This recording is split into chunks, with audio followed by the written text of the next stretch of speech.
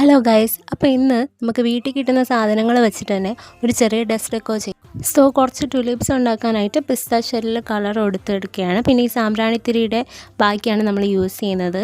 ഇത് രണ്ടും കളർ ചെയ്തതിന് ശേഷം ഗ്ലൂ അപ്ലൈ ചെയ്ത് ഇങ്ങനെ ഒട്ടിച്ചു കൊടുക്കുക. കുറച്ച് നേരം ഇത് പിടിച്ചിരിക്കണം, ഇത് സ്റ്റിക്ക് ഓൺ ചെയ്യാൻ വേണ്ടിയിട്ട്. ടുലിപ്സ് റെഡിയായി. അപ്പോൾ ഇനി വേണ്ടത് എന്താ? ഈ ബോട്ടിൽ.